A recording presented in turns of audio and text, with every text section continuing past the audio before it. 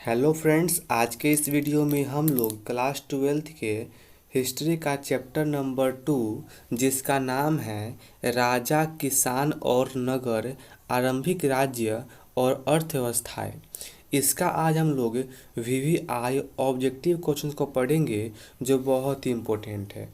अगर आप class 12th में गए हैं इस बार और आपका एग्ज़ाम होने वाला है 2025 में, तो आपके लिए वीडियो बहुत ही इम्पोर्टेंट है। आप लोग इसे अच्छे से देखते रहिए। तो वीडियो को शुरू करते हैं और आज का पहला क्वेश्चन दिया हुआ है। इसमें कह रहा है कि 6ठी शताब्दी ईसा पूर्व में राजतंत्र थे। तो इसका आंसर होगा ऑप्शन नंबर ए अंग, मगध, वत्स और वज्जी। ऑप्शन नंबर ए इसका आंसर सही होगा। अब देखिए आगे दिया हुआ है, इसमें कह रहा है कि 6ठी शताब्दी ईसा पूर्व में ऐसा कौन सा महाजनपद था जहां पहले राजतंत्र था किंतु बाद में गणतंत्र स्थापित हो गया था। तो इसका आंसर होगा ऑप्शन नंबर बी यानी कि चेदी में। ऑप्शन नंबर बी इसका आंसर सही होगा। अगला क्वेश्चन है क्वेश्चन नंबर 3। इसमें कह रहा है कि गंगा और सोन नदी के संगम पर पाटलिपुत्र नामक नगर की स्थापना की थी। तो इसका आंसर होगा ऑप्शन नंबर सी उदयभद्र द्वारा। ऑप्शन नंबर सी इसका आंसर सही होगा। अब देखिए आगे दिया हुआ है, इसमें कह रहा है कि गंधार महाजनपद की राजधानी थी। तो इसका आंसर होगा ऑप्शन नंबर सी हाटक। ऑप्शन नंबर सी इसका आंसर सही होगा। अब आगे दिया हुआ है, इसमें कह रहा है कि ऋग्वेद की रचना कब हुई थी। तो इसका आंसर होगा ऑप्शन नंबर सी 1000 ईसा पूर्व से लेकर के 800 ईसा पूर्व के बीच में। ऑप्शन नंबर सी इसका आंसर सही होगा। अब आगे दिया हुआ इसमें कह रहा है कि ऋग्वेद में कुल कितने सूक्त हैं। तो इसका आंसर होगा option number A 1028। Option number A इसका आंसर सही होगा। अब इसमें दिया हुआ है कि वेदांग की संख्या क्या है, मतलब कि वेदांग कितना है। तो ऑप्शन नंबर सी होगा 6 गो है। वेद 4 गो है और वेदांग 6 गो है। तो इसका ऑप्शन नंबर सी होगा 6। अब 8 में दिया हुआ इसमें कह रहा है कि संलेखन का संबंधित है, मतलब कि संलेखन जो है किस धर्म से संबंधित है। तो इसका आंसर होगा ऑप्शन नंबर सी जैन धर्म से। ऑप्शन नंबर सी इसका आंसर सही होगा। अब इसमें दिया हुआ है, कह रहा है कि पार्श्वनाथ द्वारा प्रतिपादित 4 महाव्रतों में महावीर ने 5वां कौन सा महाव्रत जोड़ा था। तो इसका आंसर होगा ऑप्शन नंबर ए ब्रह्मचर्य। ऑप्शन नंबर ए इसका आंसर सही होगा। अगर आप लोग को क्लास 12th का पीडीएफ और नोट चाहिए तो आप हमें इस पर व्हाट्सएप कीजिए, हम आपको सेंड कर देंगे। अब देखिए आगे दिया हुआ है, इसमें कह रहा है कि द्वितीय बौद्ध संगीति की अध्यक्षता निम्नलिखित में से किसने की थी। तो इसका आंसर होगा ऑप्शन नंबर बी सर्वकामी ने की थी। ऑप्शन नंबर बी इसका आंसर सही होगा। इसमें कह रहा है कि बौद्ध संघ में प्रविष्ट होने की प्रक्रिया क्या कहलाती है। तो इसका आंसर होगा ऑप्शन नंबर ए उपसंपदा कहलाती है।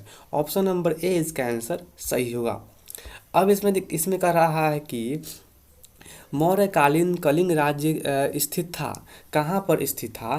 तो इसका आंसर होगा ऑप्शन नंबर डी वर्तमान दक्षिण ओडिशा राज्य में। ऑप्शन नंबर डी इसका आंसर सही होगा। आगे कह रहा है मौर्य साम्राज्य मुख्य रूप से विभक्त था। तो इसका आंसर होगा ऑप्शन नंबर सी 5 प्रांतों में। ऑप्शन नंबर सी इसका आंसर सही होगा। अब आगे दिया हुआ इसमें कह रहा है कि मौर्य काल में जनपद से प्राप्त होने वाली आय को क्या कहते थे।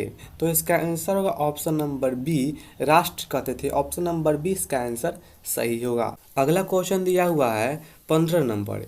इसमें कह रहा है कि मगध साम्राज्य की राजधानी थी।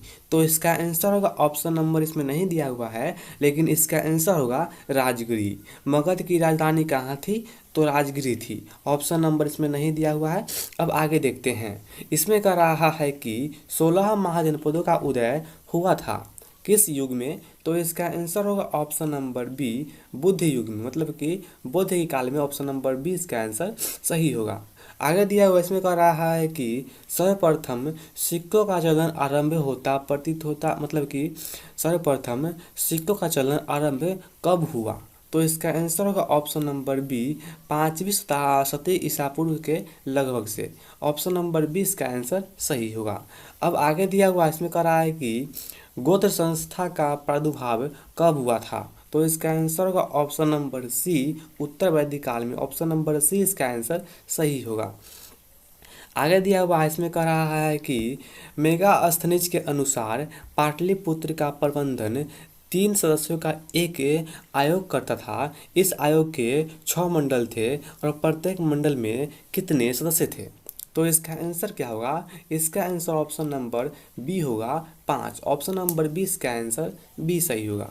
अब देखिए आगे दिया हुआ इसमें कह रहा है कि अशोक द्वारा परिचालित बौद्ध धर्म कहाँ कहाँ प्रचलित नहीं हुआ? तो इसका आंसर होगा ऑप्शन नंबर सी, ब्रिटेन में नहीं हुआ। जापान, सीरिया और श्रीलंका तक तो गया, लेकिन ब्रिटेन में नहीं गया। अब देखिए आगे दिया हुआ इसमें कह रहा है कि अशोक के प्राप्त अभिलेख की संख्या कितना है? तो इसका आंसर होगा ऑप्शन नंबर डी, 44 है। ऑप्शन नंबर डी इसका आंसर सही होगा। इसमें कह रहा है कि उत्तरी पश्चिमी भारत से प्राप्त अशोक के अभिलेखों में लिपि का प्रयोग किया गया था। कौन सी लिपि थी? तो इसका आंसर होगा ऑप्शन नंबर ए, खरोष्टी लिपि थी। ऑप्शन नंबर ए इसका आंसर सही होगा। अब देखिए आगे दिया हुआ इसमें कह रहा है कि अशोक की कलिंग विजय का उल्लेख कौन से अभिलेख में मिलता है? तो इसका आंसर होगा ऑप्शन नंबर डी, 13वें अभिलेख में मिलता है। ऑप्शन नंबर डी सही होगा, 13वां अभिलेख से।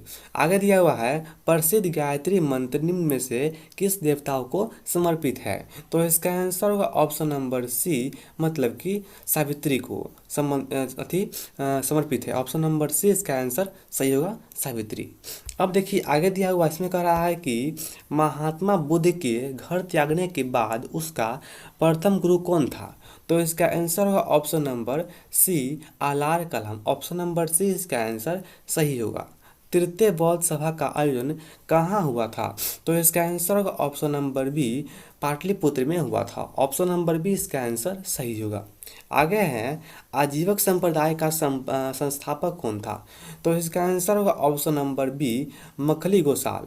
मखली गोसाल इसका ऑप्शन नंबर बी सही आंसर होगा, आजीवक संप्रदाय का संस्थापक था। अब देखिए आगे दिया हुआ इसमें कह रहा है कि महात्मा बुद्ध के जीवन की कौन सी घटना महाविनिष्क्रमण के रूप में जाना जाता है? तो इसका आंसर होगा ऑप्शन नंबर सी, उनका गृह त्याग। जब वे अपना गृह त्याग किए उसी को महाविनिष्क्रमण कहते हैं। अब आगे दिया हुआ है निम्नलिखित में से कौन सा जैन धर्म का वितरण नहीं है? तो इसका आंसर होगा ऑप्शन नंबर डी, सही विचार। सही विश्वास, सही ज्ञान और सही आचरण तो सही है, लेकिन सही विचार उनका नहीं था। ऑप्शन नंबर डी इसका आंसर होगा। आगे दिया हुआ इसमें कह रहा है कि जैनियों के 24वें तीर्थकर कौन थे? तो इसका आंसर आप लोगों को बिल्कुल पता होगा, महावीर स्वामी जी थे। ऑप्शन नंबर डी इसका आंसर सही होगा।